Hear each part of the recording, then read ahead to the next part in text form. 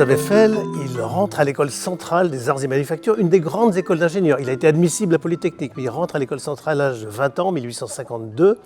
et il va se préparer d'ailleurs à plutôt avoir une spécialité autour de la chimie, puisque son oncle avait une usine chimique. Finalement, il va s'orienter à la sortie de l'école centrale plutôt vers la construction métallique, étudier d'abord des petits ponts, travailler avec un ingénieur, diriger un grand chantier à Bordeaux, le chantier du plus grand pont métallique de l'époque, avant de créer à l'âge de 32 ans sa propre entreprise. Et c'est là qu'il va construire petit à petit, au sens propre du terme, son œuvre, son mythe aussi, puisque ce mythe culmine avec la Tour Eiffel. Donc c'est un élève, peut-être pas brillant, mais en tous les cas un élève d'une grande école d'ingénieurs, et qui a surtout en lui non seulement la capacité technique de maîtriser au fond les subtilités de la construction métallique naissante à l'époque. Il va surfer un peu sur la vague du chemin de fer, de la révolution industrielle, de la construction métallique, mais aussi capable de diriger une entreprise, de choisir des collaborateurs, de s'associer des bons partenaires, de trouver les bons appuis politiques. Voilà, c'est quelqu'un qui a une carrière, au fond, d'entrepreneur plus que d'ingénieur, même si sa compétence d'ingénieur, évidemment, va lui être fondamentalement utile pour développer son entreprise.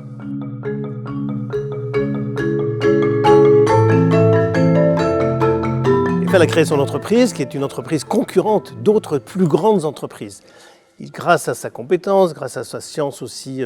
des matériaux, sa capacité à choisir des bons collaborateurs, il faut bien le dire, il va hisser son entreprise à la 4e, 5e, 6e place des grandes entreprises françaises de construction métallique. Il va rivaliser avec elles et avec des entreprises étrangères sur des grands marchés internationaux. Et donc il va réussir au fond à développer une entreprise de construction métallique qui portait son nom d'ailleurs, Gustave Eiffel, constructeur, mais qui n'aurait certainement pas atteint cette renommée sans la tour qui porte précisément le nom d'Eiffel. La tour Eiffel a été vraiment le point culminant de sa carrière de bâtisseur et lui a permis de rentrer en quelque sorte dans le panthéon des grands ingénieurs, des grands hommes, et d'avoir un nom quasiment universellement connu aujourd'hui.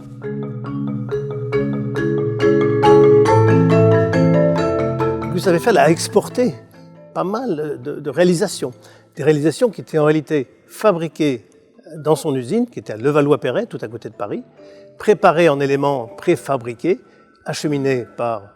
train, par bateau, si on allait à l'étranger un peu plus loin, et ensuite réassemblées sur place. Donc c'est vraiment la construction métallique de l'époque, et déjà une construction, on pourrait dire, en kit ou en pièces détachées, en préfabrication. Et lui-même a été, en fait, une fois, à plusieurs reprises d'ailleurs, à Porto, sur le pont du Douro, sur le chantier de ce grand pont métallique de 160 mètres d'ouverture, qui était un des plus grands ponts de l'époque. Il a été personnellement suivre les choses. C'était son premier grand chantier à l'étranger.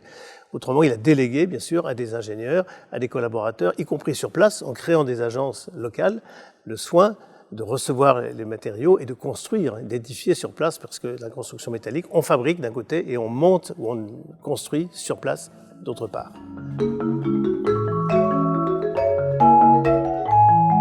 Quand on pense à préfabrication, on pense aussi non seulement à des préfabrications de grands ouvrages, viaduc de Garabit par exemple, dans le Massif central, il faut acheminer les pièces au loin, mais